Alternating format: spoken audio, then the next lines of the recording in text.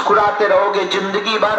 आज के बाद अगर तुम बालाजी के हो गए तो तुम्हारी समस्या अब तुम्हारी नहीं है। आज के बाद तुम्हारी प्रत्येक समस्या हमारे सन्यासी बाबा की है। चलना या ना चलना तुम्हारे ऊपर, भटकना तुम्हारे ऊपर। भटकोगे तो भटकते रहोगे, अटकोगे तो बहुत कुछ पा जाओगे। और तुम परेशान इसलिए हो कि तुम करना कुछ नहीं चाहते हो, कृपा पूरी चाहते।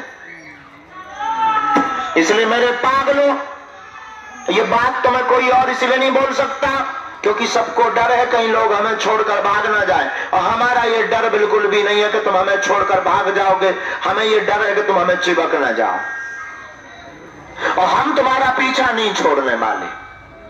तुम अगर चाहो कि हम पीछा छोड़ के चले जाएं तो हम तुम्हारे घर पर संस्कार टीवी पे आ जाएंगे। और तुम उसके बाद भी नहीं मानोगे, रात को मोबाइल चलाओगे, हम यूट्यूब में खोल आएंगे। अब तो एक चीज और हमने सीख ली है, इंस्टाग्राम पर तुम्हारी रील में हम प्रकट हो जाएंगे।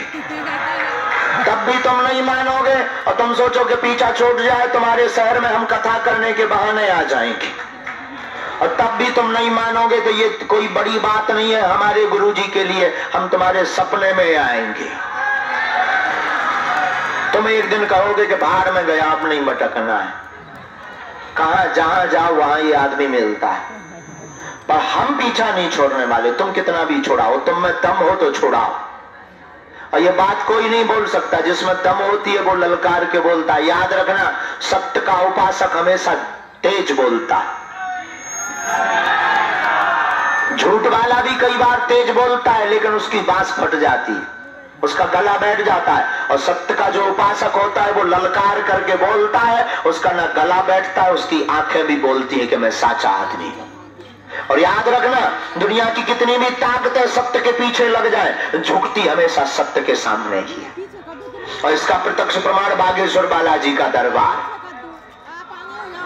अब तो उनको भी डर लगने लगा है जो दूसरे पंथ के लोग हैं, उन्हें भी लगने लगा कि कुछ दिनों बाद हमारे लोग भी हरी हरी बोलेंगे। और इसीलिए तो कितनी ताकतें नहीं लगी हैं। तुम YouTube पर खोलो तो तुम्हें 20 लोग मिल जाएंगे हमको गाली देते हुए। और उनकी गाली जायज है, हमें उनसे बुराई भी नहीं है, वो जायज है क्योंकि वो नाजायज है। तो उनकी गाली जायज, हमें उससे कोई बुराई भी नहीं है। जो नाजायज है उसकी गाली जायज है क्योंकि उसे डर है कि ये आदमी हमारा प्लान फेल कर सकता है। और हो गया, प्लान फेल हो सकता नहीं, हो रहा है। और उनको डर है। और तुम क्षमा करना, हमारी कोई बुराई करे तुम बहुत ज्यादा निराश मत हुआ करो, मुस्कुरा कर कह दिया करो same to you my dear. और कोई ज्यादा बुराई करे वो तो तुम्हें कहेगा ये नंबर 1 का पाखंडी है, तुम कह देना हाँ है, तू भी कम नहीं है। और कोई बुराई करे तू और मुस्कुरा कर कह देना कोई बात नहीं, हम बागेश्वर वाले हैं। और कोई ज्यादा बुराई करे तो तुम बैनर टांगने से भी मत चूकना, अपने घर के बाहर टांग देना बैनर, ये घर बागेश्वर वालों का है। अपने आप आदमी जल के राख हो जाएगा। और तुम चिंता मत करो, हम रुकने वाले नहीं है जब तक भारत हिंदू राष्ट्र घोषित नहीं हो जाएगा। बस तुम मेरा साथ दो, हम हिंदू राष्ट्र देंगे। तो ये अपने लिए नहीं हम कर रहे, ये इतनी मुसीबत है। कल हम वहां प्रयागराज गए, किसी ने पुलिस कमिश्नर को धमकी दी कि ये प्रयागराज में प्रवेश करेगा तो टेंट उड़ा देंगे। पुलिस कमिश्नर ने कहा कि अब क्या करना है। हमने कहा तुम डर रहे होगे, तुम अपनी बीवी बच्चों को फोन लगा दो, हम तो लगा कर आए हैं क्योंकि हमारी है ही नहीं है। तो तुम्हें अगर लगता हो तो तुम फोन लगाओ, हमारी गाड़ी एंट्री करेगी। एंट्री गाड़ी ने भी की, वो आदमी पकड़ा भी गया और हमने दरबार भी लगाया, झंडा भी गाड़ा, डुबकी भी। बोले अब आप डुबकी चुपके से लगाइएगा। हमने कहा नहीं, खुलकर लगाएंगे। और हमने कहा ऐसे खुल के नहीं, हम कुर्ता उतार कर डुबकी लगाएंगे। तुम चुपके से बात करते हो। दिमाग खराब हो गया। जिस आदमी ने फोन लगाया था वो भी नहीं सोच पा रहा था कि ऐसा भी आदमी होगा इस दुनिया में। और जो सुरक्षा में आए थे शासन की तरफ से वो भी कह रहे थे कि आपको डर नहीं लगता। हम कहते तुम्हें लगता होगा, हमें तो नहीं लगता है। और डरना किस बात का, सिर पर सीताराम, फिक्र फिर क्या करना है। तो ये तुमसे कहते हैं कि तुम मत पीछे हो ना, अब तुम्हारी बारी है। और ये हम अपने लिए नहीं कर रहे हैं। हिंदू राष्ट्र की चर्चा सिर्फ हम इसलिए कर रहे हैं क्योंकि आने वाली पीढ़ी तुम्हारी गर्व के साथ कह पाए कि हम भारतीय हिंदुस्तानी हिंदू हैं। और ये ताली बजाने के लिए या तुम्हारा सहयोग पाने के लिए भी नहीं हम कह रहे। एक बात और याद रखना, हम बहुत उल्टे आदमी हैं। हम तुम्हारे अस्मिता, हमारी जितनी तुम्हारी बहन बेटियां हैं उनकी सुरक्षित रखने के लिए, ताकि श्रद्धा जैसा हाल ना हो, इसलिए ये बात उठा रहे हैं। और हम किसी भी धर्म के विरोधी भी नहीं है। और खैर तुम धर्म की चर्चा करने आए भी नहीं हो, तुम तो पर्चा के चक्कर में आए। कुछ लोग तो ये भी चिल्ला रहे कि तो 5 बजे निकला है, ऊपर से प्रवचन सुना रहा है। तो कुछ लोग तो कह रहे हैं ये प्रवचन बंद कर, पर्चा बना, मेरे बाप का नाम बता। कुछ लोगों का तो दिमाग खराब है, मेरा काम कब होगा, डेट बता। ये प्रवचन बहुत सुन लिया, 18 चैनल खोलो, 19 बाबा आते हैं। बात तुम्हारी ठीक है, लेकिन तुम अपना स्वार्थ पूरा करने आए हो। और हमारे बालाजी ने जो सिद्धि दी है वो हमें अपने स्वार्थ के लिए दी है, वो हिंदू राष्ट्र है। तुम्हारा स्वार्थ भी यहां से पूरा होगा, हमारा स्वार्थ भी उन्हीं के चरणों से पूरा होगा। इसलिए मेरे पागलों, जो तुम आए हो, चमत्कार उनके लिए, पर्चा उनके लिए जिन्हें चमत्कार देखना है।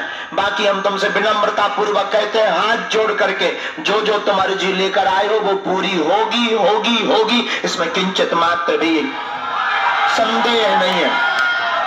अब तुम्हें संदेह हो तो भगवान बचाए, हमें संदेह नहीं है। तुम्हें अगर संदेह है तो भगवान बचाए, फिर इसके लिए पहले तुम ठोको, बजाओ अपने आप को। हमें संदेह नहीं है, हमें अपने इष्ट पर भरोसा है कि हमारे जैसे नालायक व्यक्ति अगर बोलने लायक बन जाए, ये इष्ट की कृपा है। हमने आंखों से देखा, जिनके लिए भी प्रार्थना की उन्होंने मुस्कुराहट दी। तो हम तुमको भी कहते हैं, तुम संदेह लेकर मत आना, पेशी प्रारंभ कर दो। महीने में एक बार, 2 महीने में एक बार, 5 महीने में एक बार। एक बात तो ये तय है कि हम किसी मोड़ पर तुमको मिलेंगे। और दूसरी बात ये तय है कि जो विपत्ति है उस पर आज से ही बागेश्वर बालाजी की सेना पहुंचने लगेगी। और तीसरी बात ये तय है कि एक दिन उस विपत्ति से तुम मुस्कुराते हुए नारियल लेकर और मीठा प्रसाद लेकर यहां खिलाने आओगे। और ये हम नहीं कह रहे, लाखों लोगों ने कहा है।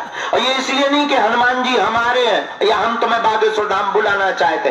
तुम्हें धाम आने की आवश्यकता नहीं, तुम घर पर बैठकर ओम बागेश्वराय, ओम बागेश्वराय इस मंत्र का जाप करो, लहसुन प्याज बंद करो और कर्म करो। घर पर ही तुम्हारे बागेश्वर बालाजी है। और तुम फिर महीने में एक बार आना, 5 महीने में एक बार आना। पर तुम्हें मंगलवार को आने की आवश्यकता नहीं है। तुम जिस दिन आओगे वो दिन तुम्हारे लिए मंगल का होगा। घर में भूत बाधा है, मंत्र नोट करो, बीज मंत्र, ओम बागेश्वराय वीर वीराय हुम फट स्वाहा। ओम बागेश्वराय वीर वीराय हुम फट स्वाहा। इस मंत्र का 108 बार जाप करना प्रारंभ कर दो। 5 लौंग रोगी को, भूत बाधा रोगी को बांधना प्रारंभ कर दो। जाओ, नकारात्मक ऊर्जा में आराम लगने लगेगा। आशीर्वाद है। घर में बीमारी है, एक बात तो याद रखना, तुम कलयुग में कितने भी जगह भटक लो, अंत में तुम्हें हनुमान जी के चरणों में ही आना पड़ेगा। क्योंकि कलयुग के राजा सिर्फ हनुमान जी है। कौन है? और देवता हनुमत से संकट कटे जो सुमरे। केवल एक हनुमान जी हैं जो तुम्हारे संकटों को मिटा सकते हैं। तुम्हें आना इन्हीं के पास पड़ेगा। और आना जब तुम्हें इन्हीं के पास है तो तुम कहां वृथा भटक रहे हो मेरे पागलों। याद रखना, जिसकी जो खोज होती है उसे वही दिखाई पड़ता। जिस दिन तुम व्रत रखोगे उस दिन तुमको जगह जगह रेस्टोरेंट दिखाई पड़ेंगे। जिस दिन तुम भूखे होगे तुम्हें जगह जगह होटल दिखाई पड़ेंगे। जिसके अंदर काम वासना रहती है उसे स्त्री और पुरुष ही दिखाई पड़ता है। लेकिन जिसके अंदर राम वासना रहती है, राम को पाने की चेतना रहती है, उसे हर जगह राम का भक्त दिखाई पड़ता है। और अगर तुम्हारे अंदर बालाजी को देखने की या बालाजी को पाने की इच्छा जग जाएगी, फिर तुम्हें हर जगह बागेश्वर बालाजी दिखाई पड़ेंगे। हर जगह तुम्हें सन्यासी बाबा दिखाई पड़ेंगे और जितने भी प्रश्न तुम्हारे मन में जागेंगे उन प्रश्नों का उत्तर अगर सन्यासी बाबा के तुम हो जाओगे तो तुम्हें 2 दिन के अंदर सन्यासी बाबा ही उत्तर दे करके जाएंगे स्वप्न में।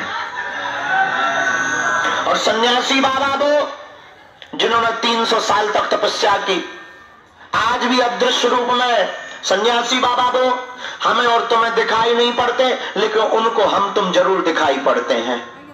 इसलिए मेरे पागलों, पर्चा तो एक बहाना है, असलियत में तुम्हें बालाजी का बनाना है, लेकिन तुम्हें मानना नहीं है। तुम्हें फिर 1 घंटे बाद बोलोगे पर्चा कब बनेगा, क्योंकि बदमाश तुम नंबर 1 के हो और हम भी तुमसे ज्यादा बदमाश है, हम भी पर्चा ही बनाने वाले हैं।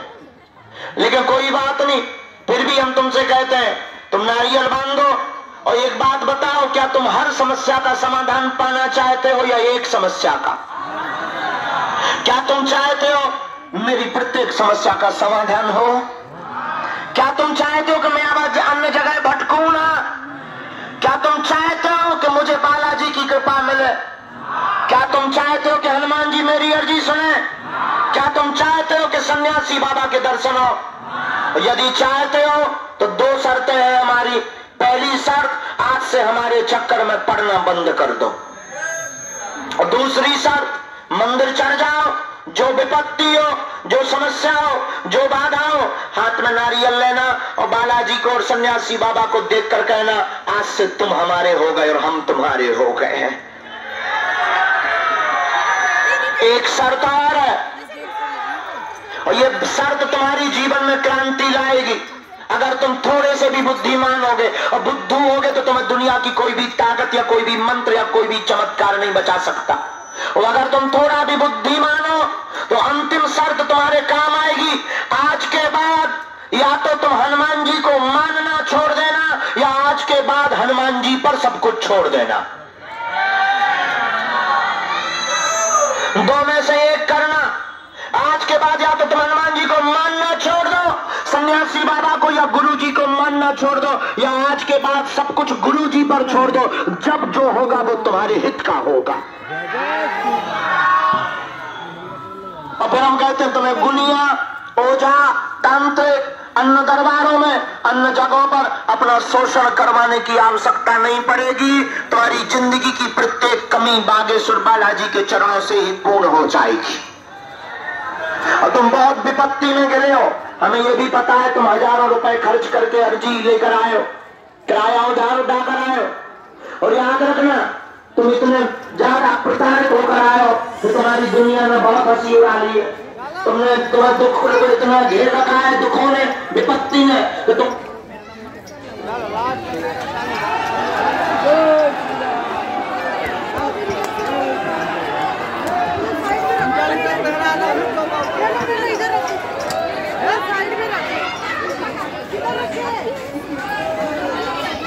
तुम्हें विपत्ति ने इतना घेर लिया कि बहुत कमजोर पड़ चुके हो। अब एक काम करो, आज से ही तुम बालाजी के हो जाओ। बालाजी का मतलब हनुमान जी के हो जाओ। जाओ, हमने जो पाया है वो तुमको आनंद के साथ बता रहे हैं कि तुम्हारी जिंदगी के हर आंसू पहुंचने की जिम्मेदारी फिर हनुमान जी की हो जाएगी। 2-3 बातें दरबार की बोल के और सामूहिक अर्जी सबकी लगा देते हैं। ठंड बहुत